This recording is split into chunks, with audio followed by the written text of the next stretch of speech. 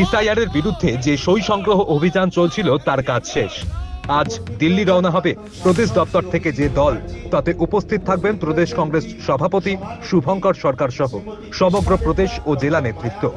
আমাদের এই signature campaign বিভিন্ন জেলা থেকে এসেছে, যেটা আপনাদের দেখানো হচ্ছে ভোট চোর গদ্দি ছোড়। কংগ্রেস এসআইআর এর বিরোধী নয়, তবে পদ্ধতিগত ত্রুটিগুলির দিক নির্দেশ করাই মূল উদ্দেশ্য। সেই সাথে আজ নোট বাতিলের নবম বর্ষপূর্তি এবং আজও কংগ্রেস মনে করে এই সিদ্ধান্ত মনুমেন্টাল ডিজাস্টার। সেই হিসেবে কালো দিন হিসেবে দিনটি ভারতীয় সমাজ জীবন তথা অর্থনীতিতে স্মরণীয় হয়ে থাকবে। এসআইআর এর বিরুদ্ধে কংগ্রেসের এই যে সই সংগ্রহ অভিযান বা গণস্বাক্ষর অভিযান চলছিল, তার সমস্ত রকম কাজ শেষ হয়েছে। আজ কংগ্রেসের প্রদেশ সদর দপ্তর থেকে সেই সই করা কাগজ এবং নথিপত্র নিয়ে আনুষ্ঠানিকভাবে দিল্লি রওনা হবে কংগ্রেস নেতৃত্ব। আপত্তির জায়গাগুলো স্পষ্ট করে জানাবেন তারা। উক্ত কর্মসূচিতে উপস্থিত আছেন প্রদেশ কংগ্রেসের সভাপতি শুভঙ্কর সরকার সহ সমগ্র প্রদেশ ও জেলা নেতৃত্ব।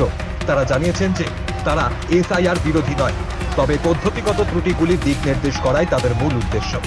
তাই আজ তাদের এই প্রেস বার্তা এবং মিছিল কর্মসূচি প্রদেশ কংগ্রেস অফিস থেকে শিয়ালদা পর্যন্ত। তারা নির্বাচন কমিশনকে চিঠি দিয়ে জানিয়েছেন একই ব্যক্তির নামে একাধিক এপি কার্ড পাওয়া যাচ্ছে, এসআইআর হলে যেটা থাকা উচিত নয়।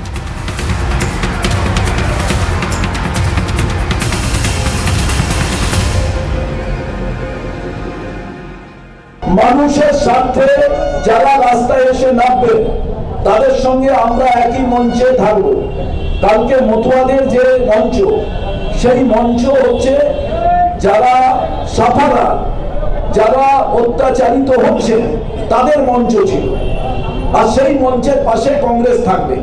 কংগ্রেস মনে করে শুধু রাজনীতিতে জেতার বিষয় নয়, যেটা বিজেপি মনে করছে, যেটা তৃণমূল মনে করছে।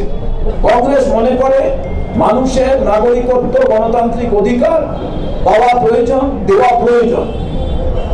দীর্ঘদিন আমাদের এখানে আছে একটা কথা প্রচলিত আছে, বাঙাল ঘটি।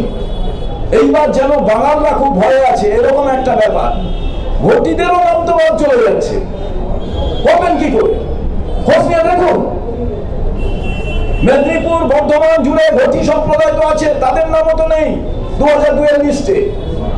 এটা একটা অসভ্যতামি তৈরি করার প্রচেষ্টা হচ্ছে। প্রথমে মুসলমান ধরেছিল এবং শান্তনু ঠাকুর মন্ত্রী, তিনি বলছেন যার নাম বাদ যাবে তারটা পরে সিএতে ঢুকিয়ে দেওয়া হবে। আপনারা তো শুনেছেন, কেন মিডিয়া স্বতঃপ্রণোদিত ভাবে জিজ্ঞেস করছে না যে আপনি কি পারেন?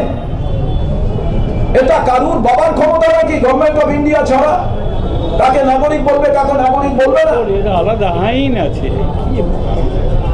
তো এই জায়গায় দাঁড়িয়ে আমাদের মূল কথা, এই ভোট চোর গদি ছোড়